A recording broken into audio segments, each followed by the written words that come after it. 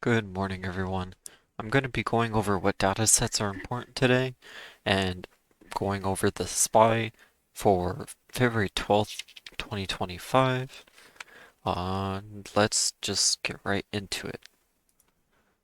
So, the data sets today, we have Powell speaking again, are testifying at the Economic Committee. Yesterday it wasn't too volatile. With him speaking, so I'm not expecting really for it to be too volatile with him speaking again today. The CPI expectations or the consensus is putting it at a lower rate, so a 3.1% overall. Uh, I'm expecting that to still be the 3.2% or even have an uptick to 3.3%, mainly because of the unemployment rates, how they've been acting recently, and some of the recent job reports and everything. We've been seeing a lot of strength kind of out of nowhere, so I feel like we're gonna also see that reflected in the CPI. I hope we don't. I hope we do get the standard, either the 3.2% or, the lower 3.1%. I don't, I hope we don't uptick, but I have a lingering suspicion that we're going to, just based on how the data sets have been. If we do get that uptick, the market's very likely going to sell off a little bit just because that's going to further price out any rate uh, cuts right now. That's going to just continue uh, keeping the Fed in a pausing cycle. So the CPI is going to be far more important, I think, than anything Powell really has to say afterward. I could be wrong about that. Powell might receive a question that's extremely important for the market. It can happen. It can't happen. Who knows? We won't know until, we actually start listening to the testimony live.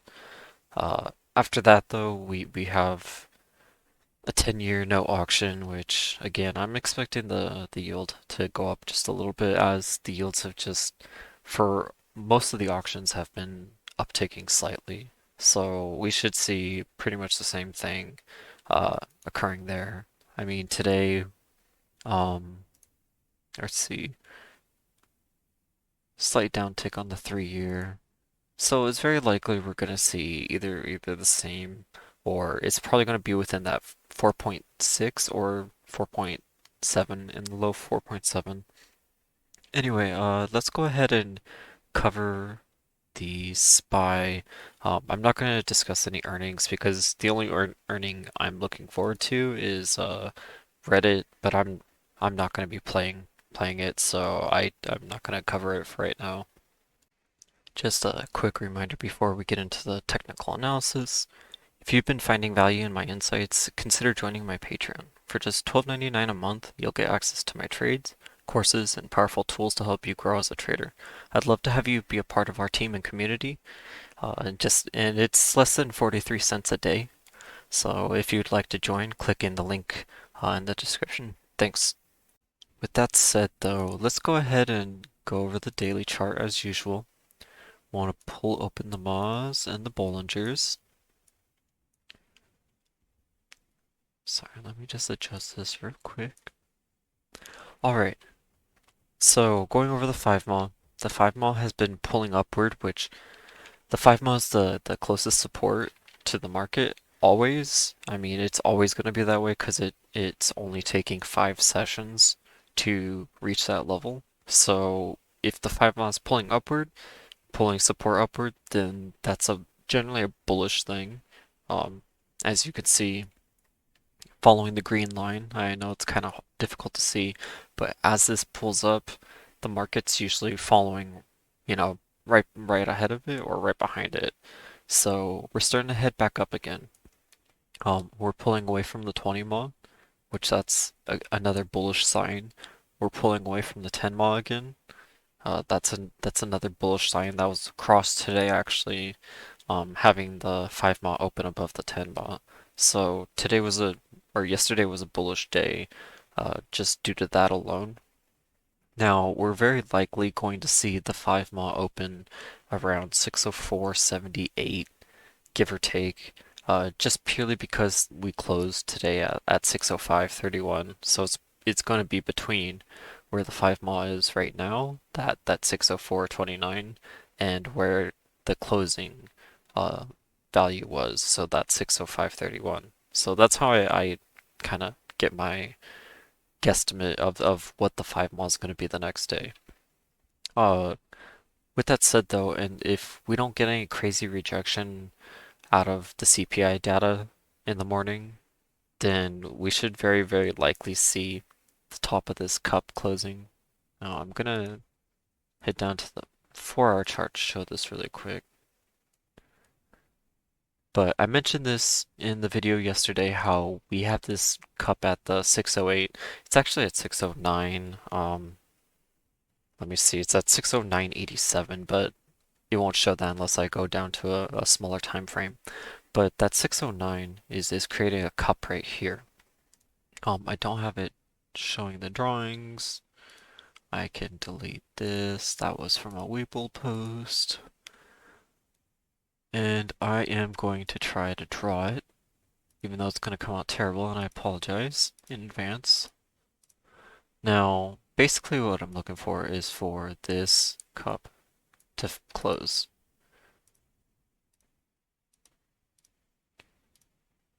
Alright, so very likely we're going to see that with the CPI. If we get good CPI data, then we will see this cup close to that 609.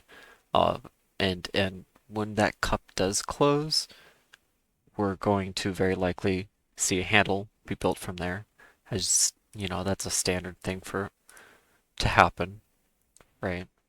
So with that handle, and with our 5 mile being very likely around the 605-ish area, when this happens, it's going to create upward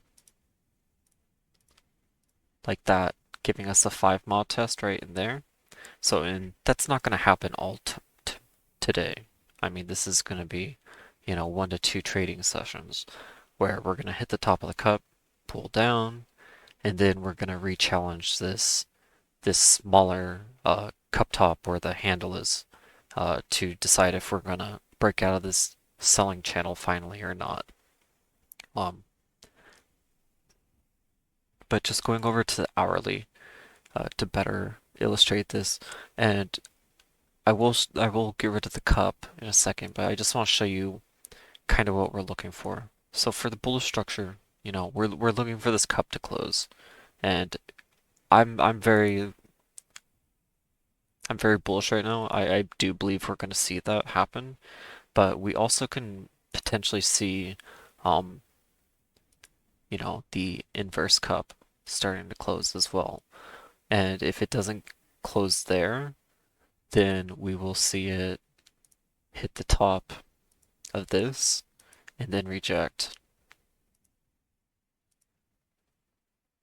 down, you know. And I know that line's not straight at all, but we're gonna ignore that. We're gonna pretend that's a straight line.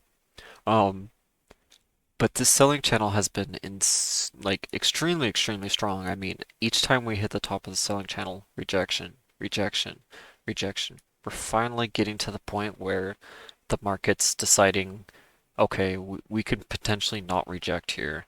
Um, so that's kind of what we need to expect is that we're gonna hit up this, we're gonna get to this 608, 609 area, and right in that area, we need to hedge. So I don't care if you're bullish or bearish, you need to have both sets of contracts because the expectancy is going to be, um, either a break or bounce. I mean, we're either going to head up or we're going to reject and head back down. It's simple as that. So, with those straddles, try to get those out for at least like 2 weeks. I know some only want to go a week out. I completely understand that. That's your prerogative. But I do suggest getting the 2 weeks out just because it does give you plenty of time to actually catch the move. So if they do want to sell down and say they take 3 or 4 sessions, um, you want the full premium on that move. And same with building up upward too. I mean, if we're grabbing calls here, then we want our calls to really, print well. And there's plenty of room on the upside. Uh, Pulling open the daily Bollingers. I mean, our Bollinger has come down slightly just because we've been consolidating in that area. However, it's still at that 614 area, and very likely today it's going to be around 613-ish, give or take. But as we get closer to the upper Bollinger, that's also going to start pushing upward too. So by the time we get to the upper Bollinger area, it's going to be very likely in that 618-ish range, give or take. We'll know a lot more as we start pulling up there, though. One other signal I wanted to go over though is the ADL. I show this every night, and I know still a lot of people don't know what this is. It's basically the money flow. If we're seeing this go up, that means money is flowing into the symbol. If it's going down, then money is leaving the symbol. Uh, the ADL has just been on a tear lately, even with these major selling dips. I mean, we had the dip right there, but it's pretty much at all-time highs. Um, so that's again another bullish signal. So we should really be expecting to pull up to that upper Bollinger area. Yeah, that does look like it's gonna cover it for tonight's video. Um, but again, uh, no need to make tomorrow or today extra complicated at all. Um, we had this Head and Shoulders that failed. Uh, Technically, it could still succeed. I know that a lot of people are expecting like a perfect Head and Shoulders on these type of things, but they don't always work out that way. Um, as long as the liquidity is actually there, then they can still use that to, pull it down. So you just have to be aware of that. Um, but with that said, though, if we do pull up to 609 area, that will nullify that Head and Shoulders. Uh, that's kind of what I'm looking for. Again, looking for that to head upward.